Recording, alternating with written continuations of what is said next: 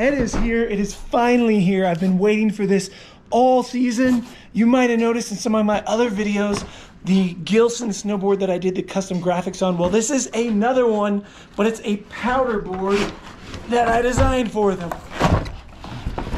I think it's pretty cool that Gilson includes like a piece of the wood that your board was made with. A little custom message just for you. Oh my God, look at this thing. This is gonna look like when you're riding through powder, it's just chomping the powder. And there's a reason I wanted to do a graphic for their powder board so badly. It is something else to see your art on something this cool, to see it life-size compared to designing it digitally. This one is way more detailed than their dual version that I made last season, which is still for sale this season. It's a great soft edge board for park, all mountain. I love it for the trees especially, but this one is just, it is just gorgeous. So if you're not familiar with a powder board, they're made differently than a regular all mountain board or park board. They get a wider nose. The holes for your bindings are dropped way back. I want to really take this thing out and explain to you guys why I think you should get a powder board if you ride often enough to actually need one. Now these are the Burton Step-On, the 2.0 version with the different tow hook. You've probably seen me do other videos in it. I'm actually gonna be making these bindings be my permanent bindings on the new board because we don't get any toe chatter on those, and I really wanna go out on a nice, soft, quiet day and see how those work. That is the old model Gilson Fly, and I replaced my Orca by Libtech. That board right there is so much fun, which is why I actually reached out to Gilson and said, hey, I'm an artist, I do really crazy designs, and I would really like to create something for one of your Gilson Fly boards because it is really the most fun I've ever had riding a powder board. It just rides so much like a surfboard and feels like you're in water, especially if it's like 6 inches or deeper. That's what she said? It's absolutely dumping outside. I'm here at Keystone. It is a powder morning. They claim to have 7 inches, but I got a feeling it's a lot more than that. And on a day like this, you really could use and benefit from a powder board. All powder boards are pretty much set up similar to this, and there is a huge benefit on why you would use one on a deep day like this. If you are interested in learning more about 360 cameras, GoPros, and things like that, make sure you are subscribed to the channel. I am Sean Oz. This is the World of Oz, and I do go over that kind of stuff here on the channel. Everything that I'm using in this video will be linked in that description below.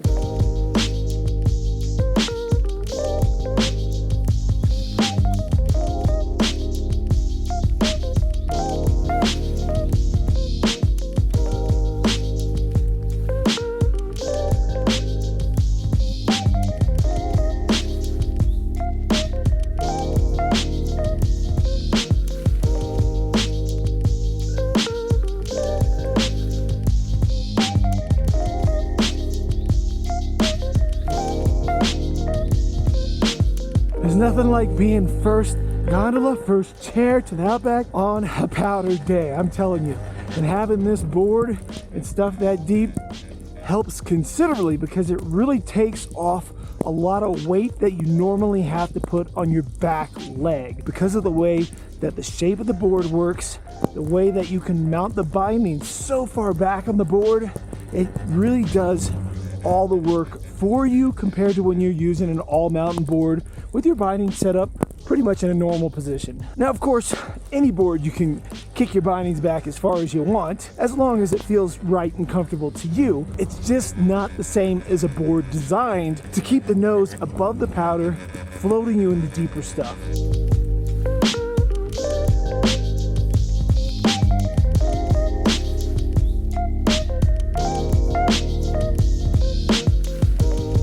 That's why the Burton Step-On's rule on a powder day. Yeah, no.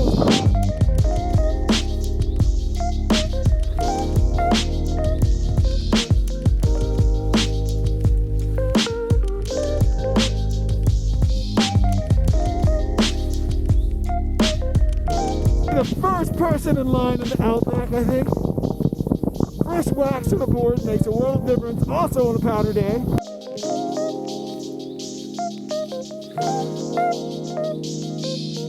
Oh yeah, first person on the Outback chairlift.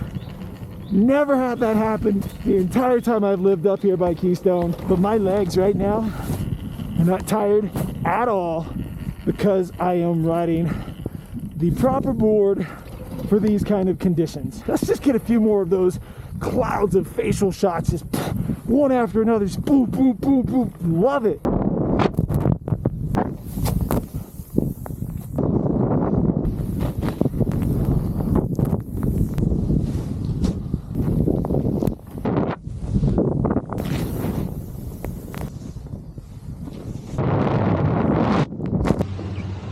Oh, that's a sweet bar. 2022.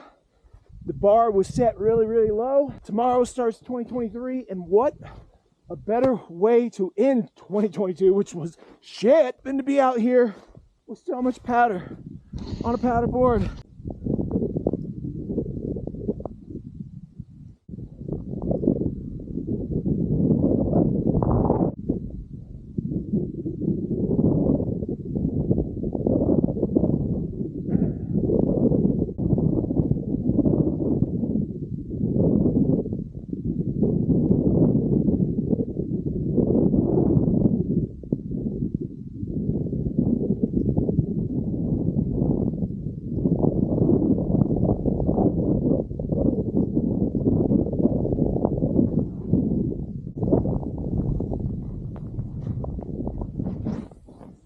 So many moles. Just moles everywhere. Or into the trees. A little bit here. There's some of these moles.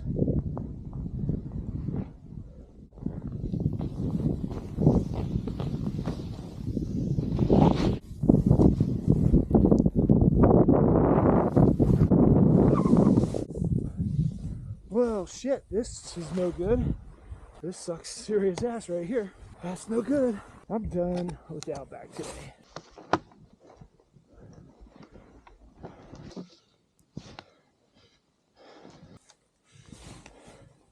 If you get stuck somewhere like that, don't try to walk over it because there's water running underneath it. And if you step wrong, it's gonna all collapse and you're gonna get wet. Then you're gonna freeze like crazy. It's gonna suck so bad. It's better to see where other people have ridden, take off your bindies, and walk up to something that's got some packed powder under that powder, hopefully. Jonathan! I'm stuck!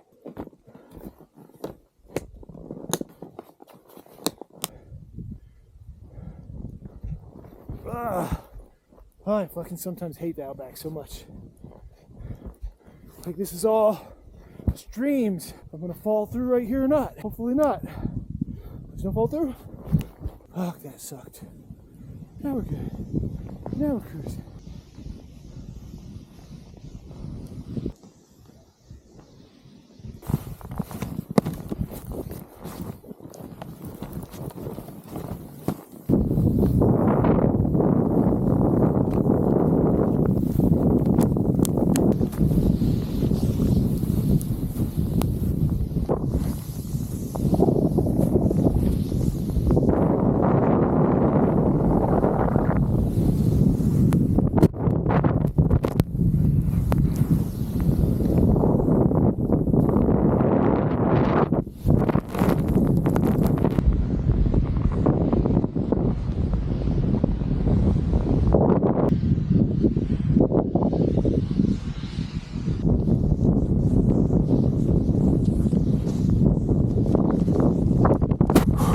That was a close one. It's going down, hit a little mogul under the powder. Camera launched up in there. Spent the last few minutes digging around in the snow trying to find this camera because these things aren't cheap. The link for the Insta360X3 is in the description below. They are give or take $500, but as you can see, the pole disappears as we're recording in 360 mode, which is awesome for stuff like snowboarding and other action sports. Hell, it's even good for vlogging. So if you are interested in more videos about this particular camera, make sure you're subscribed. You click the bell notification, and there should be a playlist for this camera or for 360 cameras that show you how to actually edit the footage after you get it, how the camera actually works, why the pole disappears, and all the information you might want to know about a camera like this. That's insane. $21.75 for a cheeseburger, $23.75 for a bacon cheeseburger, $14 for a hot dog. Luckily, I live 4 miles away where I've got grocery store food that will cost me like $4 to eat the same exact thing. always that one guy that likes to play his music in a backpack to force everybody else to listen to it, and he's right there today. Always one guy.